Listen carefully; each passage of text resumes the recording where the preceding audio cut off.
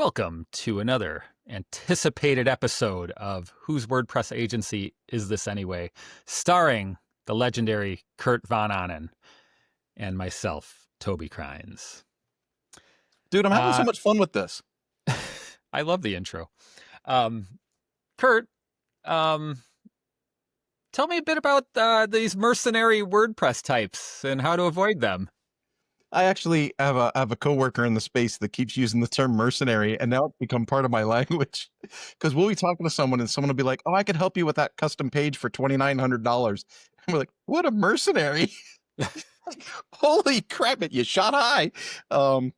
It's just super interesting to me, and I've talked about this in like let's say like you're in a post status agency, live Zoom or something like that.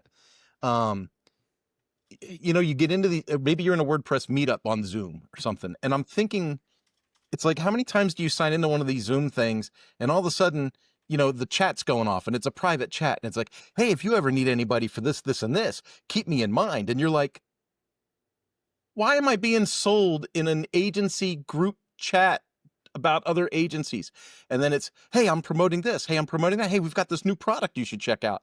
And I'm like, this is totally like not the place to do that. Like, that's just in my thinking. Other people might be fine with it, right? Like, I'm thinking there's probably people listening right now. They're going, dang, that's a good idea. I should jump on some of these Zoom calls and sell in the chat. But then what I get to is those are also, I don't want to call them like the same people because they're not the same people, but it's like similar instances. I think of like a mercenary type is like, I think you and I started to talk about this, like, how do you know when to hire or when to fire, bring people on? And it's like, you hire somebody and things are going well. And you're like, oh, hey, I was going to do this meeting with the client. Do you want to take it instead? They take the meeting with the client, blah, blah, blah. You're like, hey, what are the notes on that meeting? And then you get ghosted. You don't hear anything. And then all of a sudden you find out your client is now working directly with the person who signed under contract. And you're like, I went and sourced the client. I built the project. I proposed the project. I sold the project. And now I've lost the client to the person that was supposedly agreeing to work with me. I see. Right? Or it goes the other way because clients are feisty too. This has happened a lot. Now, I have a certificate in leadership and speaking, and I have a certain cadence in my speech patterns. I think people think I'm smarter than I am sometimes, Toby, just being honest. I believe it. So yeah. I have contract. People think you're very smart. No. I mean, and it's not fake humility. I'm being very realistic, right? I think sometimes a contract will hire us as the subcontractor, which I'm totally fine to do. I don't mind subcontracting. In fact, I actually kind of like it. I like when someone else is in charge of selling and getting the customers and negotiating, and all I got to do is execute. Like, I kind of like that. But then they're like, oh, could you jump on this meeting with the client? I do the meeting, and then I get the weird, like, the web form submission through Mañana No Mas that says, hey, what's the process on working with you directly instead of with so-and-so? And this has happened like 6 times in the last year for me. Wow. And so I'm like, these customers actually think they're going to cut out the middleman and save $1? Or do they just want to talk to me direct? Because here's the deal. I could just go to the contract and say, hey, your customer wants to deal with me directly. If you want me to take over this account, I will, but for an extra $500 or an extra $1,500 or for whatever. Like, I'll manage the client if you want me to, but I just want to be compensated for that management, because originally I was hired for tasks. It's a weird conversation, but like people and now I'm going to really take a risk on insulting people. I actually said to one of the clients, I said, that's unacceptable. That's an unacceptable model for us at Mañana No Mas. Based on our business ethics, we always retain a customer in the status at which we gain them. So if you're a customer of XYZ, in order for us to keep working with you, you have to remain a customer of XYZ. Right. And they're like, well, what if we cancel that account and we come directly to you? I'm like, no, because you only found me through XYZ. So from a position of business ethics, I won't step out of that arrangement. And I know that other people will. And I just find it a very interesting conversation. Like, how do you future proof your agency and grow your team when there's always that kind of like hidden fear in the background that you're giving these people on your team direct access to your clients, and it's very easy for them to say, oh, I can just cut out the middleman and make it myself. Yeah. And I think it's even tougher when the client is asking for it. Like, 'cause, like that first thing is, it's situational ethics for whoever is there. Like if you're a contractor, can you steal the business? And then you go, let's say you can, and you go, is that right? That's kind of the question, right? Yeah. Is it right? And does it make sense for my business to steal the business? Another thing you brought up is kind of like these tough conversations. I have found it's not the tough is probably the wrong word, but just uncomfortable. And it could be something dumb. Like, I have to like ask for something I'm embarrassed to ask for. Or Yeah. like, or the harder one is like when I have to like have like a very thoughtful conversation. It's really like the thoughtful conversations for me that are tough, not to have them, but to plan for them.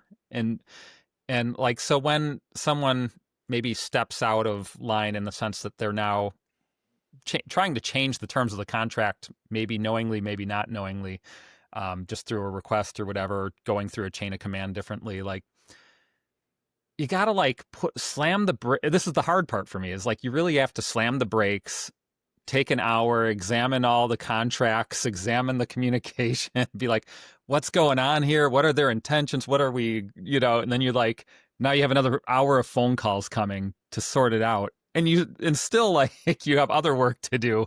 And this was just kind of like thrown at you by somebody.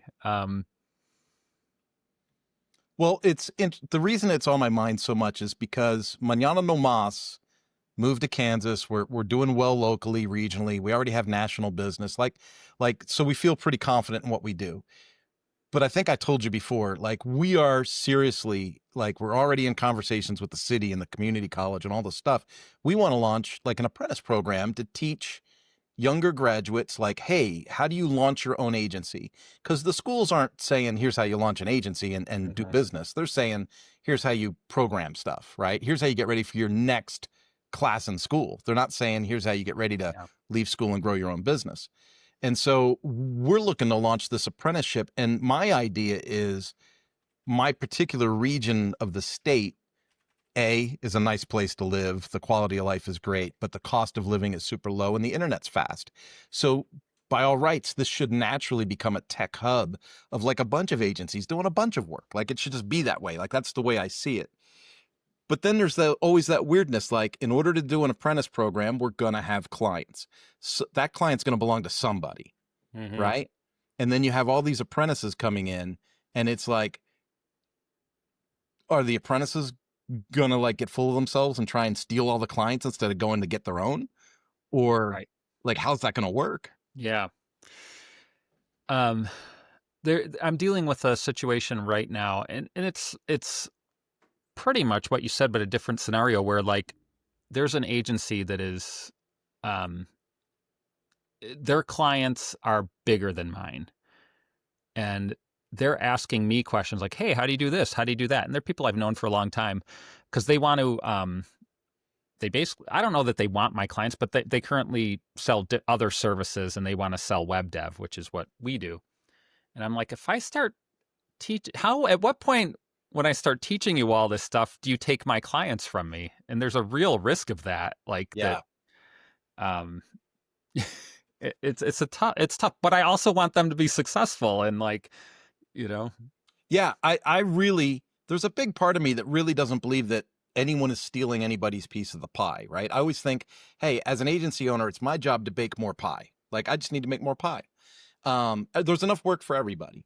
But that said, sometimes it's easier to get the work that I've already got. I don't need someone coming and taking the work I've already, gotten. What you just said reminded me of, it was I'm a Lifter LMS expert, right? And so a really large agency, I'm not going to mention their name, was like, hey, we need help in describing Lifter's benefits on a live call to the client. And it was arranged for me to be the sales engineer on the call. So I think of being a sales engineer as I'm just there to answer functional questions about what the platform's going to do. Like that to me is where that's like, there's a line. Um, but as the call develops, other people in the agency that maybe should have taken more of a leadership role in the call kept deferring questions and commentary to me. And I'm trying to be polite because now it's live. We're in front of the client, and I'm answering the questions, and I'm being engaging, and I'm being somewhat entertaining, right? Because I'm giving situations and stories to go with the answers. And a couple of times the client would say, well, how do you feel about maybe this for prerequisites, or how do you feel about this for quiz, scoring? And then I would say, like waiting for someone to answer. And they go, oh, Kurt, would you take that? Sure, I'll take that one too. But it was because I could feel on the call that there was a transition of trust from the people I was supposed to be helping to me. I didn't want that position of trust. They're not my client. I'm not, this isn't my role. My role was to be here to answer some questions about the product, not to put on a sales and marketing hat and run the call. And so it was a very strange situation, but I can see that happening a lot where like people aren't recognizing their roles. To me, it's the difference between doing something by accident and doing something on purpose, which is a very philosophical line of thought for me in everything I do. But if you did it on purpose, if you put that call together, if you ran that agency and you put that call together, you would have an agenda. You would do something on purpose. You would come into the call knowing like A, B, and C is going to happen. These are probably the top 10 questions they're going to ask on this call. I want to make sure everyone on this call has a pre-planned answer for these top 10 questions that might come up. Like there would be like some prep time. There would be something there. And instead it was more like, hey, we're just going to figure it out and see if we sell this contract by accident. Yeah. And that's a weird situation for me. That's what it felt like, because it seems like a purposeful conversation. And by purposeful, I mean intentional on the sales teams. And they don't let the conversation land in your lap. They're like, that's not where we want the conversation to go. Like, we have a different place where it's going, and we'll help it go there. And that's the talent and art of sales, I think. Yeah. Yeah. That whole, I'll just ask you, because I think this is kind of the direction we're going now. Thinking about your agency and where you're at now, I mean, you think you're doing pretty good, right? Yeah. I don't know. I love your humility. But I got to ask, like, did you fall into it, or did you very purposefully go, you know what, I'm going to run a WordPress agency. I'm going to do X, Y, and Z, and I'm going to execute in this way? Very much fell into it when you frame it like that. Like, there's a correlated question of like, it's a question of, should we niche down? Yeah, and like the riches are in the niches. And that's one way to go. But like, I am the opposite of niching down, except that I do WordPress. WordPress is my niche, and maybe not WooCommerce if I can help it, Like, I was on a call yesterday with a local business that owns 2 physical retail stores that sells t-shirts and hats and pants and stuff. And they're on Shopify. And 5 years ago, I knew Shopify. We were probably like the most knowledgeable Shopify agency in the country at that point in time, because of the situation we were in. That was also by accident, by the way. But it was just like, we had to learn it for this client that was paying us a bunch of money. But that was 5 years ago when we ended the contract. And so I'm like, God, I would love to help you. And I'm wise enough now to be like, I'm not going to help you. I'm sorry. Like, but I would love to, but it's just not a perfect fit. And so I think, like, when I think of by purpose or by accident, as I get wiser, there's, I don't know, more intention, but I wouldn't say like I'm super intentional about all sorts of stuff in the business, I am, however, this is like another frame of reference. Like, when I think of niching down, what that means, it means like to me, when I, not that frame, but like how I structure my business is not to niche down, but it's like, how do I spread out the risk amongst more clients, more customers? That's Yeah. really how my business has been built over the last decade, is like, how do we do more customers concurrently? So if one leaves us or one industry shuts down, like during COVID, there were whole agencies that just disappeared because their clients were in let's say they were at a place that needed to be in person, whatever that company does, like, Yeah. um, they fired their agency. And these are event planners is the classic example during COVID. If you were an Yeah. event planner, you probably did not exist after COVID as a business. No, true that. I use the on purpose or by accident scenario when I'm teaching service writers in the service industry for automotive, motorcycle, marine. I'm like, hey, and because I'll say you do this on accident or on purpose, and they're like, it's like a weird question, and I go, okay, let me rephrase it. When you were in third grade and the teacher said, "What do you want to be when you grow up?" How many of you said, "I want to be a service advisor at a motorcycle dealership"? And none of the hands go up. And then I say, well, you're all in this course to get better at it. So how many of you think you're already pretty good at being a service advisor? And 80% of the hands will go up, because that's what happens in a group dynamic, right? The 80-20 thing.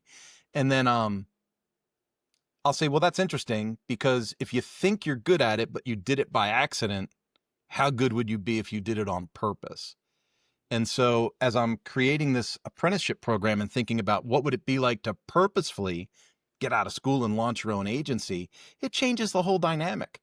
Mm-hmm. Like, I think about all the things I fell into Yeah. as I launched my agency, by accident. Like, naming it was the first thing. I went through 3 different name changes. I went through logo changes. I went through branding and style guide changes. I went through, like you described, changing whatever work it is that you actually want to do.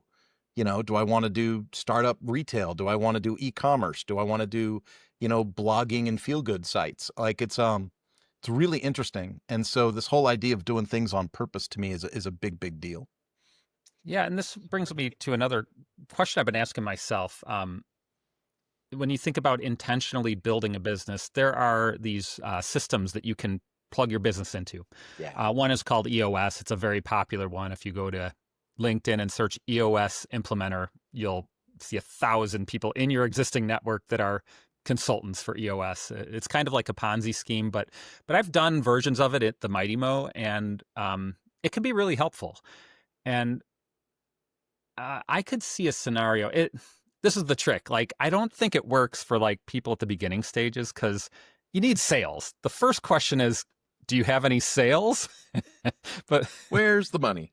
But if you have sales and you're doing the work, then you can start adding systems. And that's like, EOS is a very purposeful way to think about your business. If you're not doing a system like that, there's probably a lot of accidents happening. Yeah. The people that made Basecamp wrote some book, and I know the Colemans are into it. So Jason and Kim Coleman with Paid Memberships Pro, they tweaked a version of that, and that's how they grow. That's how they orchestrate changes and plans and strategies there and at Lifter LMS, because they have interest in Lifter LMS too. And so it's been interesting with my work at Lifter to see, wow, when someone comes in with, and this is not a shot against Chris. Chris is incredibly, frontal cortex oriented. But to come in with like a plan, like a purposeful plan on this is how we're going to implement a process. This is how we're going to move things forward at a quicker pace, because it's going to be on an agenda, right? It's going to have a sense of accountability and timelines. That's really cool. And so I'm all about process. Yeah. All about process. Sometimes I have a hard time buying into someone else's process. And I think that is the issue. Like, what do we call that? Sprints and runs, and what are the agile? Yeah, sure. Agile. I worked at a large corporation that was not agile. And the guy that ran the office, an office full of like 220 people at the time, literally was having coffee at a coffee shop and overheard 2 middle managers talking about the benefits of being agile. This guy came back to the office with over 200 people in it and had a group meeting and said, from this point on, we're going to be agile. And that's how this, and this works. And I was like, this guy doesn't know what agile is. And then he started with like, well, you're going to do a stand-up meeting in your huddle, every morning, and you're going to this and you're going to that. And I'm like, you're adding a bunch of agile-like activities, Right. but the culture of the business is still not agile. Right. And it's very, I have a very difficult time not being judgmental in those situations. I think a lot of these systems, agile included to a degree, is like they try to like put metrics to everything.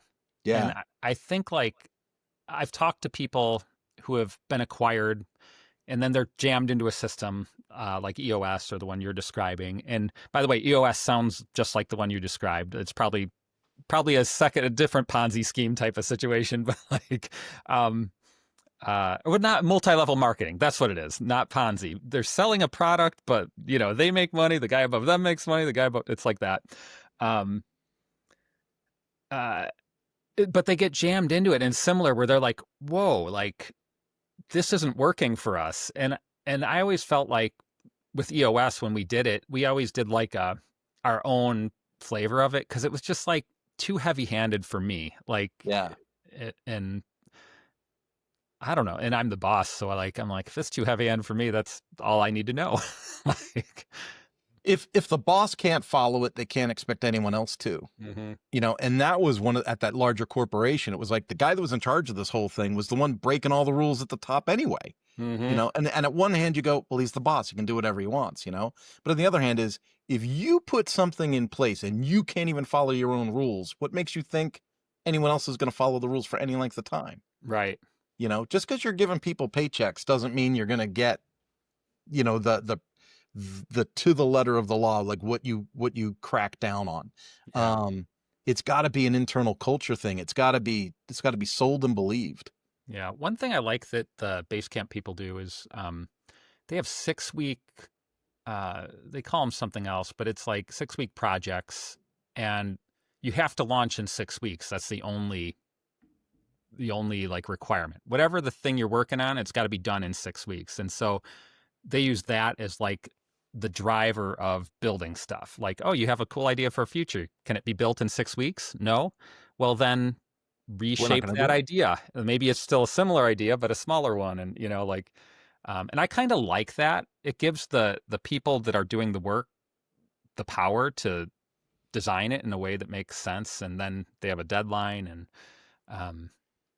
I kind of like that as like a less heavy-handed approach to like, so like, let's say you're, it might even work. Something like that might even work in your incubator there for like people who want to start agencies. Like, okay, where do you need to be, let's say 6 weeks from now? If you're starting a business, how much money do you have in the bank today? How long will that last? How many sales, how much money do you have to have come in the next month to make this work? All right, how do we get that money? Where do we start? That is so funny that you phrase it that way. I literally had a conversation today with somebody where I was like, I wanted to prove a point and work on my son's car and do it DIY. And the car should have been junked. It's a $500 car. So I put, about $2,500 worth of my labor into like rebuilding this car, timing belt, water pump, valve adjustment, the whole thing. And I'm mechanical. I can do those things. But at the end of that project, all that time had been spent, right? And I thought, if I had spent that time selling 3 more clients, right, I could have just bought the kid, a new used truck or a new used car, or whatever. I could have said, hey son, here's $10,000, go buy a used car. Like, it just the reality of like, you're trying to make a point. And it was a good point, right? Because it's for my kid. I want to show him, hey, if you do stuff on your own, if you're self-sufficient, you can save money, you can do these things. Like, all those values are there. But at the end of the day, when you're thinking about it by yourself, as an agency owner, you're like, why in the world am I out in the driveway rebuilding a Honda Civic when I could be selling another $12,000 website? So that's a great point. And like, I'm going to push it back to the WordPress space, because I've talked to friends and colleagues over the years who want to start WordPress plugins to sell, that want to Yeah. basically want to transition from a WordPress services to WordPress plugins. I'm like, I have that exact same thought process in my head. I'm like, okay, you're going to sell this plugin for $50 a year. What's your average project right now? Oh, $5,000. Okay, so that's 100 of these plugins. I think I got that math right. Is it going to be easier to sell one project or 100 plugins? And I'm like, for me, I don't know how to sell one plugin, so I'm just going to go sell a project. Because frankly, I would love to be a plugin company, but it's a whole different skill set. On my timeline, my very near future timeline is going to be a product release. I'm going to enter the product market with a plugin. But my model is like I'm an agency first. So very much to your methodology, it's like revenue first. Like it'll be cool to have a product, but revenue first. I got to keep the agency floating. I got to keep things solvent, right? I got to keep things going. And then the idea, like, it's going to be a freemium model. So there's going to be a lot of people going to jump in for free. I'm not going to make any money off the stupid thing. And it's going to take time, just like my e-learning project that took years to launch. It's going to take time for people to use the product and go, what would make this product awesome? If it connected with LinkedIn, if it connected with this, and then we create those connections, they become premium features. And then that's what gets sold as the add-on to that, right? And that model works. I've seen it work for Lifter LMS, but Lifter's also got 11 years in the game. Sure. Right. Couple thousand clients, a fair amount of premium users. And so you go, okay, well that I can see that where that works, but I don't see where in this economy you can launch a product or enter the product space without the safety net or the, the crash pad of revenue from another source. Yeah, I don't see it either. Not to say you couldn't get lucky, like with something. Somebody's going to get lucky. Sure, that's going to happen. But like in terms of designing a business around it, like it's, your odds are way better in the, services space. I'm going to take a risk and mention his name because I think he's great at what he does. Sometimes I don't like the way he communicates, but he's Kevin Geary, and his launch of Etch was pretty spectacular to watch. Because he had, I don't know if the numbers are right or not. Really hard to say on the numbers. To my knowledge, there was something like 800 or 1,000 people that bought into the pre-sale of Etch at $700 or $800, for that page builder, because you would get lifetime access to it. And I'm one of them. I was like, fear of missing out. I was like, oh crap. Like, I think, because I know Bricks is awesome. And then he's saying this is going to be better than Bricks. And he had other products. So he had ACSS and he had frames, and those were fairly popular and reliable. And so everything said, okay, this Etch thing's going to be okay. I'm going to give it a shot. Now, newsflash, I'm trying to use Etch right now, and I feel like a baby in a crib. Like it is, the learning curve is huge for me. But when I look at his version of product space, I mean, he didn't even put the product out yet. And by all accounts, if you do quick math with who's on the Zoom call versus who paid $800, he's doing pretty good. That was revenue flush from the beginning. But then you have to walk that backwards and go, he's not some unknown dude launching a new plugin. That's the thing. And let's take a step further back from there. How long did it take him to build said plugin, and where was he making his money during that time? Yeah.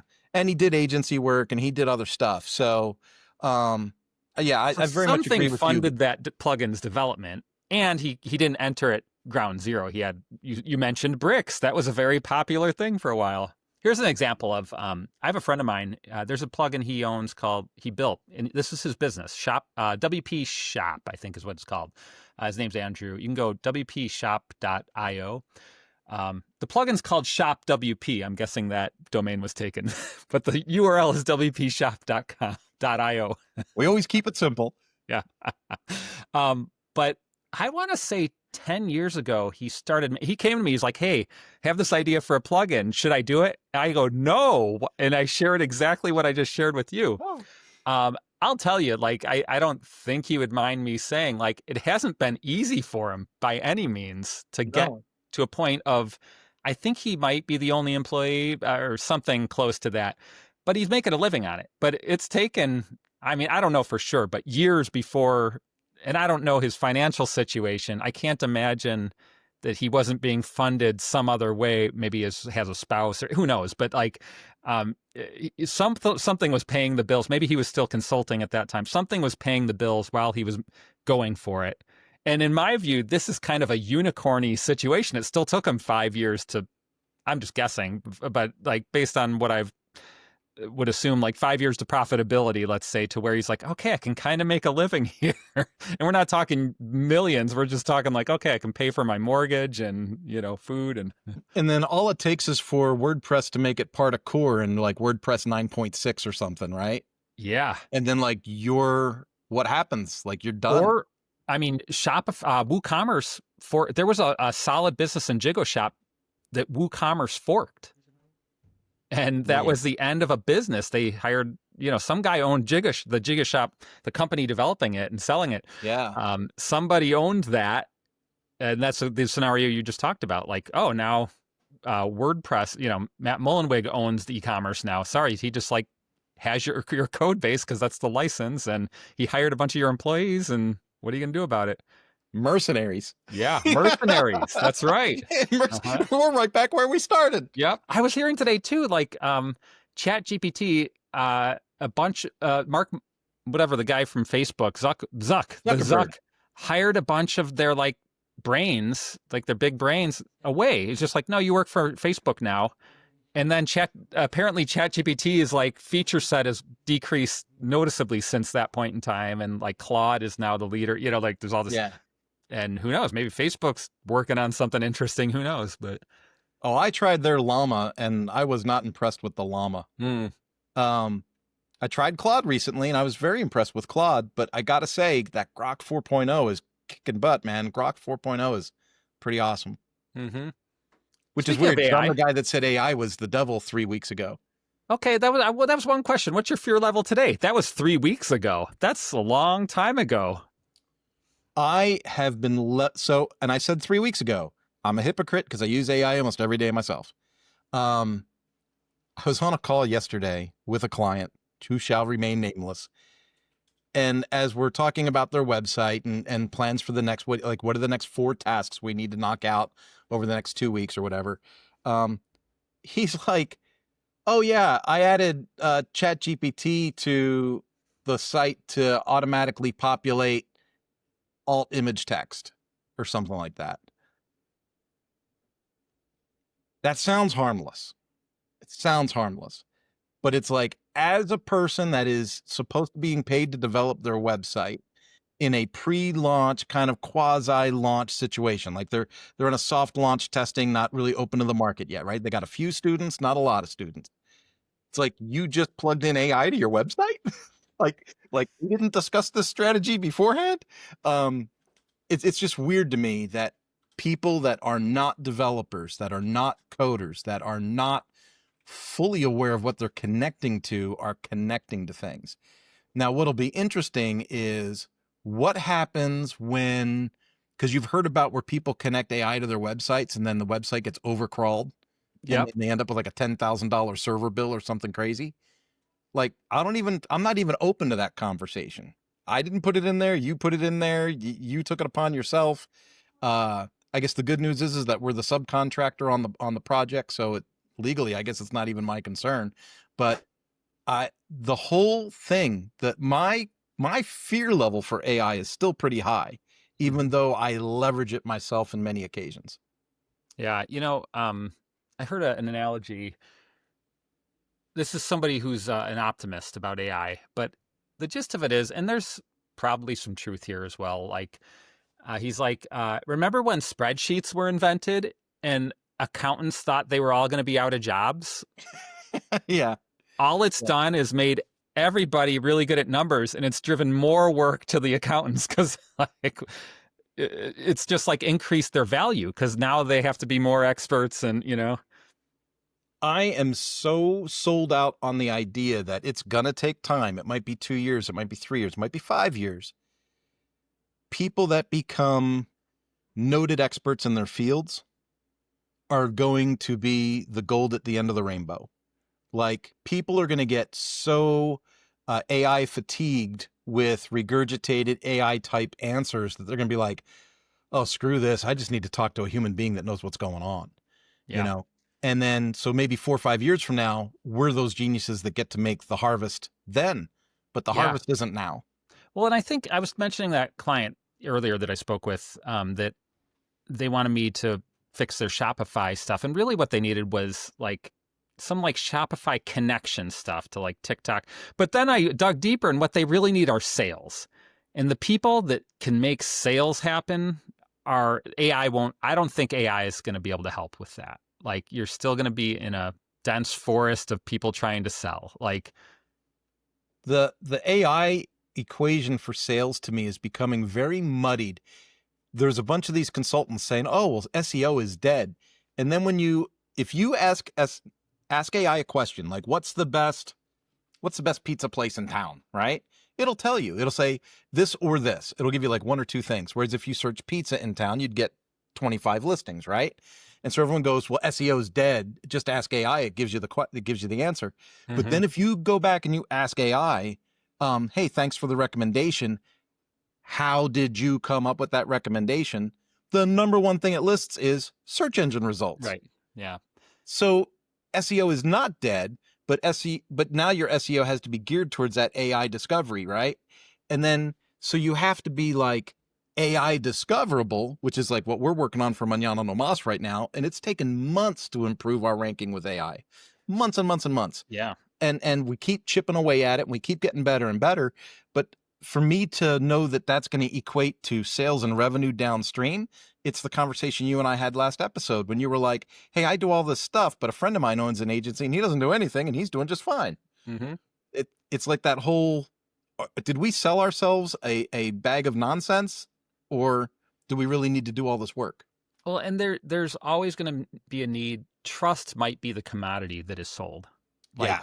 because you can't trust AI for as far as you can throw it. And with your bad knee, Ed, shouldn't be throwing anything. And I was thinking about if you go to the Mighty Mo, we have an article with Joe Dolson, who runs the WordPress accessibility project. And in that conversation, he talks about, because I was like, hey, can you guarantee that a site is accessible? He's like, I can, but only if the client has zero access to edit anything. And Yeah. so therefore he has clients, I assume that like, he's like, yes, I will guarantee your site, but you can't touch it. Like, which is kind of, I don't know, maybe applicable to this AI thing. Like your guy who plugs AI into the site. Are you kidding me? Like at that point, it's kind of like, if anything happens, I can't be responsible. Like, I've had multiple clients, we'll have a support thing like Fluent Support. We use Fluent Support quite a bit. And by the way, at Mañana No Mas, we manually answer all of our support requests. I want to be super clear about that. mm-hmm. But I have multiple clients saying, oh, is there a way to attach AI to this? And I'm like, so I immediately go to, well, let's take a look at the depth of your knowledge base, or what are you going to train it on? And they go, what do you mean? And I go, well, this is support for your business, for your brand. You don't want it pulling support answers from your competition's brand, right? That doesn't make any sense. Like, hey, I don't know how this Toyota works. And they go, oh, well, check out these features from Subaru. Like, that doesn't make any sense. So you have to restrict what it's trained on. So then you need an unbelievable amount of content pre-existing to train it on to answer those support requests. And I have multiple clients like, well, I don't understand why I can't just plug that in and make it easy. And I'm like, my AI fatigue in these arenas is palpable. Like I actually catch myself sometimes. I go, okay, don't answer right away. Take a breath, because I it's think, bizarre. yeah, I think like I work with small businesses and I don't really see maybe I see zero real like public facing use case for AI for them. Like I could see a scenario where they're using AI to manage some business process stuff. Hey, we're going to use it to generate some text that we're going to then edit and use on the website. Or, I was talking with a company that's working on an internal customer relationship management system. I go, that makes sense. It can read all your emails. It can like generate like a list of to-dos for the day. Like, Yeah. that's kind of cool. But that's even probably a bigger company than most of the ones I work with that are just like if I haven't had anyone ask actually, which is kind of interesting for that. But I can see that scenario. Hey, can you like have AI do our support, a chat bot on the site? I would be like, just answer the phone. like, Well, see, you're really hitting the key point there, though. It's all perception. It's all perception. And we've mentioned this before, like people assume big companies have all these things and they think they need all these things. And they don't realize that that's not reality. Like someone goes, oh my God, we launched our course last week and we had like 20 emails come in with questions. And so we need to automate these responses. And I'm like, if you're running a business that you think is going to create you a 6-figure income and you can't answer 20 emails in a week, you shouldn't be in business. That's a good point. I also think these website chatbots, people hate them. They exist pretty much. Now I'm talking about, let's talk about apple.com. They have one. It's horrible. But like horrible in the sense, like you would get your answer way faster talking to someone. Like the whole point of that chatbot is to pad their bottom line. It's not to help you faster. It's not to help you faster. So if you're a small business, and I always think small businesses, you need to answer that phone and sell, because they're just going to find another company because they don't know you. They don't, if somebody's on your website, on your chatbot, you're in trouble. In our business consulting lanes, when we talk to businesses, our like patented line is you have to focus on the relationship over transactions. If you constantly focus on transactions, you won't build relationship and then everything's gone. If you focus on relationship, the transactions happen naturally. You don't have to focus on the transaction anymore. And so, yeah, when you're a small business, I agree. Answer the phone, answer the email, have the Zoom to Zoom if you need to. Heck, I got a client right now, can't figure out how their Cloudflare connects to their URL. We've already done it twice, right? But now they're having issues again on another issue. So I'm like, hey, if you need to jump on a Zoom call and do this on a screen share for 20 minutes, we'll knock it out. Well, another thing, this brings me to another thing I wanted to talk about today, which is upsells, because that happened to us just this week. I said, hey, your site's down. It's not a client of ours. They had contacted us, said your site, our site, something's broken on it. I'm like, yeah, it's down. Like, where are you hosted? We don't know. I don't know. Then we finally figured out it's GoDaddy. I go, okay, it looks like the DNS is pointed at Cloudflare. Do you have a Cloudflare account? We don't know. And so like what I ended up doing was upselling them, because I'm like, we can solve all these problems for you. And there will never be any of the, we'll never ask you this question if you just hire us to manage hosting and DNS and whatever. They ended up saying yes. I got the check today, and like it's like great. It was an easy upsell, really, because it was just like, we can solve this need for this amount of dollar. All these headaches will go away. And my question is kind of like, as you're building a project for someone, at what point and when do you, I imagine up front you're kind of talking about hosting and maybe hosting pricing, maintenance, but at what point do you re-engage those upsells if they're not ready to buy at the beginning because it's too early? Well, we have a process, and I stole this process from Chris at Lifter LMS, so I got to give him credit. I used the 3-tiered pricing model in the proposal. So I have the good, better, best proposal, right? I have the good, which is this is the bare minimum to get you off the ground with what you're envisioning, right? Better is, hey, there's a couple of automations in here, or there's a couple of extra tools in here that make things a little cleaner, a little easier. Or maybe it's maybe good is we're going to build off of a templated starter website, and better is going to be a semi-custom, we can adjust the format for you or something like that, right? And then best is going to be, hey, this is going to come with the hosting. We'll provide the plugins. We'll do the maintenance on a monthly basis. We'll develop the website for you. You have so many hours of custom development factored in every month for special projects, like whatever, right? Like, so I have a, hey, this is for the guy that is worried about the budget.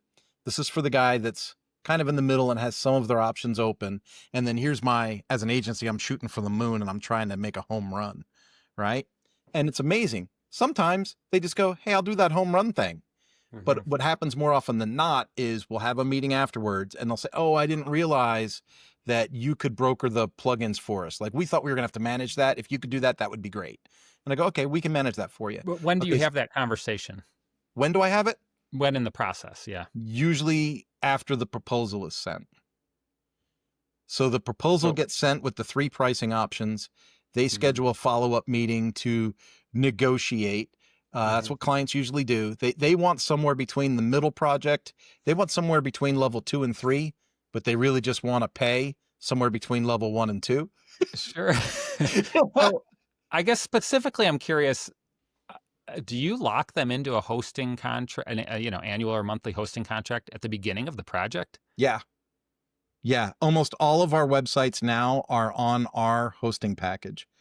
So if it's not on, like I just turned down a job that was on GoDaddy 2 weeks ago. The lady was referred to me from Lifter LMS. She gets me on a Zoom call. I said, hey, let's talk about your project. And as we're talking about the project, she says it's on GoDaddy. She they finally got the website the way they want it, and they don't want to change the website. She's using a theme I never heard of. She's got a couple of custom fields in play that I've never, I'm not sure how they're set up.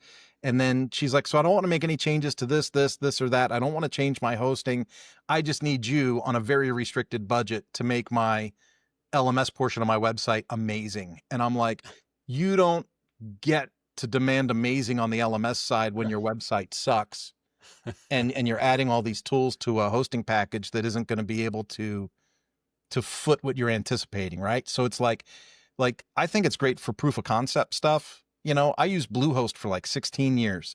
I've Mhm. used GoDaddy, and they're great for proof of concept or smaller projects. But when you put in a heavily dynamic plugin and then you try to add tons of concurrent traffic in there at the same time, those budget servers don't work. Like you Right. got to be on something more robust. And she made it very clear she had no intentions of moving anything or changing anything or adjusting the theme or getting rid of Divi. I don't like to work with Divi either. And so I was like, this is not a good fit for us. Good luck in your quest. Mhm. So when someone talks to us from a startup position, we offer the hosting. We offer the hosting with maintenance. We update all your plugins every month. We have a certain amount of plugins that we can offer because we have, unlimited sites, agency licensing to do that. So we go, hey, like that's our deal with Lifter. So if you want a Lifter LMS website, man, I'll do the hosting. I'll update your plugins every month. You don't have to worry about subscribing to Lifter because I'm carrying it for you, and I am your source for support. That means you don't get support from Lifter. You get support from Manana Nomas, and that's part of your hosting package because we include the hosting and support. That's interesting as an upsell. Um, And it keeps the recurring coming, right? So my right. goal is, let's say I sell a job. Let's say another agency wants to sell a Lifter LMS powered website for $22,000. And then I get a chance to bid on it and I get to see that bid. Sometimes that happens, right? I go, Mhm. 22 grand. Woof. But then I look at it and go, hey, you know what? I can do that same job for 19.5, but we'll take care of the hosting and maintenance for you on a recurring basis on a monthly contract. It'll be $100 a month, or what do I want to say? It's to be $100 a month or $1,000 for the year if you Yeah. pay annually, right? So we give them that discount, and then amazingly, they'll see that it went from 22 grand to 19.5. They're thrilled. They're like, "Oh, you got the job," Yeah. but I'm going to make thousands of dollars on the back end through the hosting, the maintenance, and this as well as any other agency owner. Over the course of time, there's going to be things they want to change, update, move, whatever. And those are all going to be micro projects that are going to get Mhm. quoted and approved and done. Yep. I think one thing that um, I was reminded of as you're sharing all that is maybe for me the thing that resonated most was the 3 options, because I've realized I haven't been what I've been doing is like, and I'm trying to change this to the 3 option model, and this is just recent because like I was just getting so sick and tired of writing contracts. And I think we talked last week or the week before about the most recent contract I wrote up. I was like, I'm not even going to write a contract. They asked for a contract. I'm just going to send like Send an 3 email. options. It'll Yeah, be this much. which option do you like? And so I ended up sending that, and I could see a scenario, and so like with those longer contracts, I always had hosting as a line item, and they're always like, I don't need hosting, like, Yeah. like, and like, of course, they just don't understand it, but like, if I just included it, that's interesting. And like option B or the silver or the gold, wherever you put it. Well, trying to be an expert in everyone else's Mhm. server is too exhausting. Ugh, yeah. So I used to have customers on Cloudways, on Hmm. Bluehost, on GoDaddy, on all these things. And I got to be like, this is ridiculous. Like every time on Cloudways, I had to go in and play with the email add-on for them, right? Hmm. Because no one can ever figure out how email works. Yep. And then when you take a look at the other platforms, it was like, oh, I got to increase PHP memory. I've got to increase. When you pick your own provider and you become a hosting reseller of whatever you pick, I don't care who you pick, WP Engine, Kinsta, whatever.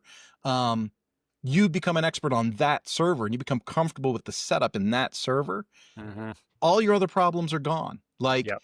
so now I have things I can do with what I've chosen as a server. I don't even give my clients access to that stuff. Like if I Yep. wanted to, I could have unlimited emails for their URL. I could this, I got that, I could do the other. Hmm. And it's like, no, as an agency, I'm not entertaining that.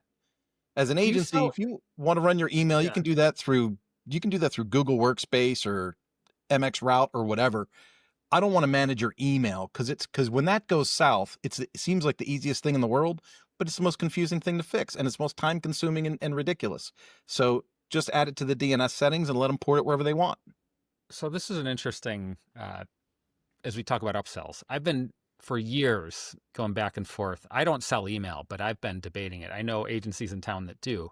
And I think of that like $7 a month they're paying Google for 5 accounts. That's 35 a month. I'm like, it's kind of good money for doing nothing unless something goes horribly wrong, but Unless that's something the goes thing. horribly wrong. When it goes horribly wrong, now you're an IT company and not a web dev company. And Yeah.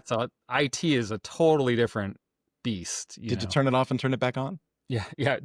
What computer are you running? What software is installed? Like all of a sudden you're in like, but that thinking about if I were getting started today intentionally, maybe I'll do this. I don't know. Been having conversations with a friend who's in the IT biz, and I'm like, there's some really good money to be made in IT. And by the way, AI won't touch it for a long, long time. Like Yeah. AI makes it worse, makes it even more valuable. Maybe like, This, every time you break a rule, it bites you in the back. I had a friend that became a client. They own a race team. They're great people. We put their website up. They had a couple of pre-existing email accounts, and I thought I can do the email. I'll just make it easy for them. And I put it in, and I said, "Oh, here's your email, your password, blah blah. Here's your settings. So here's the webmail. You can access it on the web anywhere, or you can port it to your phone, your computer, whatever." I mean, it was months, like once every 2, 3 weeks. Oh, I still can't get email on my iPhone. And I'm like, mhm, why am I dealing with this? I didn't even charge for it. I was just, an easy add on for a friend. right. And it's like, and then even if I did charge $7 a month for it, I would have made $42 so far. Yeah, sure. And it would not have paid for that aggravation. But where it pays is the scale, like because many small businesses have 10 email accounts. 10. Now Yeah. we're talking 10 times 7. Maybe you're charging $10 an account, but now it's $100 a month, let's say, and Times pretty 20 much you're never customers. touching it. Yeah. You're just collecting the check, except when something goes wrong. Or I shouldn't say that because I also did IT for Lumi when I was there at Lumi Deodorant, and we were a fully remote company, and I was the CTO, so I did IT, manage that, and we used Gmail. It was still a huge headache. Like, Yeah. Yeah. I'm not a fan. I'm not a fan of Mhm. it. It's, man, that is so interesting to think about. So agencies listening to us now, I mean, just listen to you and I, like, you, Matt put us together on the show and it seemed like we were pretty cohesive. It seemed like, oh, these guys are very similar. And then as we discuss things, it's amazing how separate we really are. Like we do things completely different, but we each have a certain degree of success in the space. And so that's like it's super interesting, but it's also like optimistic, right? Like the Mhm. optimism is I can get into this game, I can start this game, and I can make something happen out of it. For me, it's always a way of figuring out like what are your strengths and what do you want to be purposeful about developing or selling. Here's another. If I could advise these potential youths in your Mm. program as they're developing their agency, these young adults. I think this IT idea is what sparked this. Like, IT is boring, straightforward, and hard, and it requires a human on the phone, on the computer. Like, I hear all that. I go, that means it's expensive, and you're not going to be fired. Like, I still love that commercial. Okay, click on my computer. What is your computer doing on my computer? I love that commercial. I can see it. I think I have a real aversion to nonsense. It would drive me crazy. oh yeah, I just think about my wife and kids running around the house all the time telling me my phone doesn't work. My phone doesn't work. My oh computer yeah. won't connect. This Hey, is the yeah. Roku's not coming on. That's the thing. Like IT, more so than web dev, I think IT requires a deep appreciation of customer support and like that sort of, don't want to say passion, but willingness to engage in customer support all day long. And your pricing reflects that engagement. And, But the more you talk, I think about my own house. I don't have a smart house. I have an old house. I don't have a smart house, but I still have like 14 devices connected to my router. uh-huh. So yeah, maybe IT. And you know what? You could offer people like, hey, you could be on a retainer for $47 a month, and you will Oh, be yeah. here to answer your questions or whatever. Uh-huh. I'm thinking way more than, I mean, for business. Like a lot of times this is, if like we can for advise your business, IT, dude. Yeah. you're like, it's so in the IT space in a business situation, it's usually charged per seat, per computer. And so you can imagine even a small company has 20 computers, maybe if they have 5 or 10 employees, like you're like, that's per computer, that we're going to Yeah. support. And maybe you're providing the computer that's kind of even a more, the deeper you get, you go, we'll rent you the computer, and then you're collecting a premium on that. And, Computers have become so cheap lately too. mm-hmm. Scary cheap. It's like going to Walmart and looking for a TV. Oh, I realized in town here, and I bet you it's in Hutchinson too, like there's at least one company. I think there's more than one, because I was like, what is this? I was looking for a used Chromebook, and I found this website of a company in town that supplies schools with used Chromebooks. And I'm looking at it going, they're making millions of dollars off this. They are making millions. Wonderful idea for a business. Like, there's a used computer store in town. Won't name them.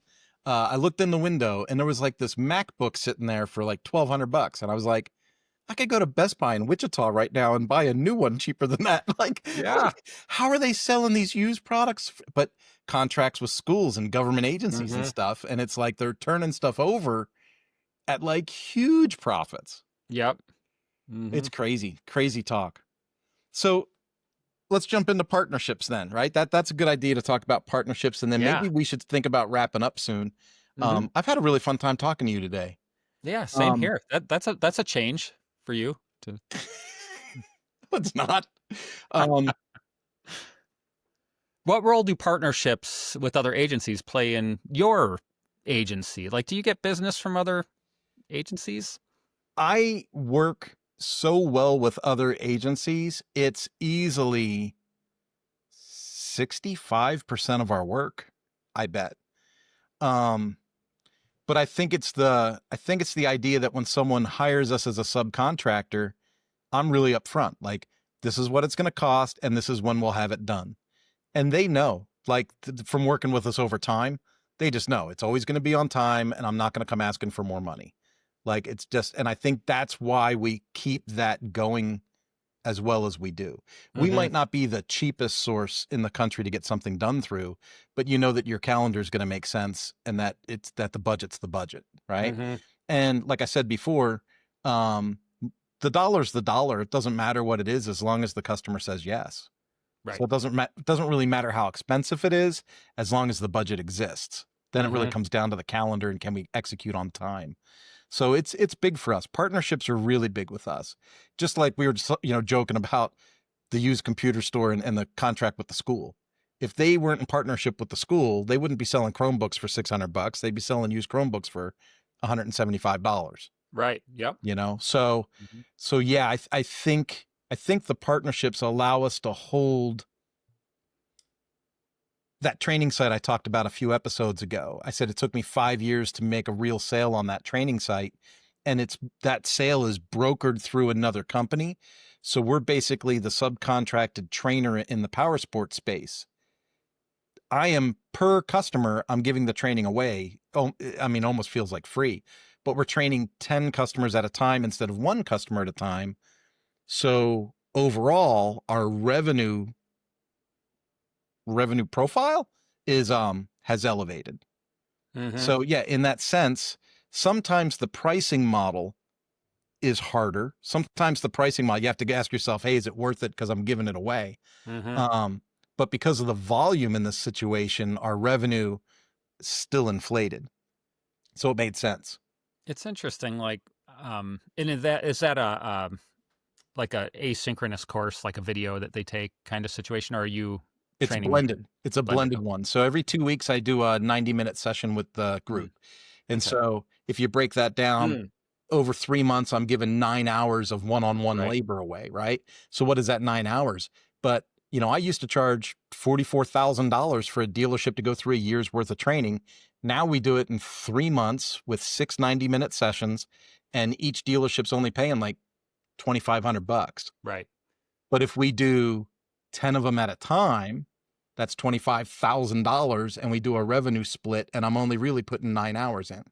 Yeah. And my experience in Minneapolis working with Minneapolis agencies, this isn't across the board, but usually they want you to work at a pretty, well, let's say usually they want to pay you 75 to $100 an hour um, for the labor. And we charge double that, more than double that per hour. And there's this thing in like the guitar industry. Like, let's say you're building acoustic guitars and you have let's say you're a small builder, but maybe you produced 1,000 guitars last year, and you have Costco comes to you. They're like, we need 900 guitars, and so you're building, but they're going to pay way less. They're going to do it at a discount, and so Yeah. you're going to get like 60% of that or whatever. And you're like, so you're going to make like 60% of the revenue, and you're going to tie up your whole operations in this lower value work, but the work's guaranteed. This is the struggle I have with my experience collaborating, being a subcontractor with agencies. Yeah. Have you had to, adjust your pricing at all with? So when I have a consistent contractor with consistent work, we work for pennies on the dollar because it's consistent and it keeps our revenue kind of more flat. I very purposefully designed my overall business as multiple verticals. So I have the power sports training, the marine training, the web work through the agency, some public speaking and things like that. So I have all these verticals, and together all those verticals flatten out our earning curve so that the Von Annen family can live appropriately, right? So yeah, sometimes when we do the subcontracted work, I mean, it literally is like pennies on the dollar. That's where my frustration comes in as an agency owner, because I'll reach out to people, but and again, I post status, whatever, like wherever you find these people, you reach out and you're like, hey, are you looking for some work? Because they'll post on X, hey, we're looking for work, and I go, oh, great, I hit them up, hey, you looking for work? And they're like, yeah, but our rate is $96 an hour, and I'm like, $96 an hour for what? Like, I'm giving you the task. You didn't have to sell it. You didn't have to Right. propose it. You didn't have to write a contract. You didn't need a statement of work. You didn't need to, you don't have to follow up with the customer. All you got to do is execute this project. Like, you should be able to execute that project for $35, $40 an hour. And people, when you say, oh, could you work for $40 an hour? They lose their minds. They're like, oh, that's such an insult. And it's like, I got a guy in Vietnam that'll do the whole job for $50. Mm-hmm. I'm just trying to be cool and keep money in the States. Yeah. That is really, really hard. Mm-hmm. I've got people in Vietnam, Pakistan, Italy, France, Japan, Australia. And so I got people all over the world, and I could say, oh, could you execute this for me? And more times than not, when they're offshore, they're so happy. They just go, absolutely, have it to you in 2 days. It'll be $50. And then when I try to do stuff in America, they're like, well, that's going to be $95 an hour. It's probably going to take me 7 hours. That's going to be $920. It's like, whoa, whoa, whoa, whoa, whoa. Like, you're not the agency in this case. You are the provider in this case. Mm-hmm. So how much are you going to charge as a provider? And in a lot of cases, people in America aren't flexible that way, so they miss out on the work. Yeah, it's interesting, and I think part of it for me is like a lack of trust too. Like, 'cause I would lower my rate if I could trust that there would be X amount of hours per month or per week. No But shenanigans. I live in constant fear that if I agree to that they're going to go somewhere else no matter what and get it done cheaper, and really cheaper. That's what they're after. Like, maybe. So a lot of people are after cheaper, no doubt about it. A lot of people are after cheaper. But again, if you are hired and subcontracted and you deliver on time and under budget, there's no reason for them to go cheaper somewhere else again, because they're not going to find. We've already discussed, like, if the phone rings and you answer it, you're already in the top 3% of agencies out there. Right. You know, if an email comes in and you answer it the same day, you're already better than 9%, 92% of the other agencies out there. Yeah. So it's, if you're attentive to your business and you work on schedule and on time, on budget, they're not going to shop anywhere else. You just have to get that first 1 or 2 tasks done, executed, and reconciled, invoiced, and paid for cleanly. And if that happens, Bob's your uncle. They're your client for life. Yep. And if they try something cheaper, if they try going somewhere else, to me, I always say, don't worry about it. I had someone just the other day reach out to me. They were ghosted by a contractor and a client. So one of those where someone stole the other, and then both of them disappeared. Don't answer emails, don't answer phone calls, nothing, right? And he was really upset about it. And so he reaches out to me and he's like, yeah, I'm really upset. I've been ghosted, blah, blah, blah. And I had to say, wait a minute, hold on. When you get ghosted, it's not your fault. It's not your fault. Human tendency is when you do something unethical, you are either embarrassed or ashamed or you feel guilty, like whatever. So you don't want to conversate or initiate contact with someone that you've offended. So if someone ghosts you, you didn't do anything wrong. Because if you did something wrong, human nature is they couldn't wait to send you a shitty email that says, oh, you blew it because you didn't treat me right and I went somewhere else. Like, if it was your fault, you would get that communication. If it's their fault, they're just going to ghost you and disappear somewhere. And so I'm like, so if you got ghosted, rest assured, it wasn't your fault, right? They did something unethical. They did something that they're not happy about. They have a negative feeling that is all theirs. Don't make it yours. And then just move on. And then you know what? When they screw it all up and they realize they had the right choice the first time, they're going to come back. And guess what? Your prices are going to increase. The classic. Thank you, Kurt. That's a great place to end, actually. And by the way, listener, if you've made it to this point, you're an hour in. Like and subscribe. You're 92% better than the rest of the listeners. If you're in a position to like and subscribe, it's free and it helps the algorithm, allegedly. And also, like, we're not being paid. However, Matt will give us a good pat on the back if we get likes on this. So help us out. Some comments, some likes, maybe a couple of video testimonials. Yeah. So thanks, everybody. This has been another episode of Whose WordPress Agency Is This Anyway? With Kurt Van Anen. I'm Toby Crines.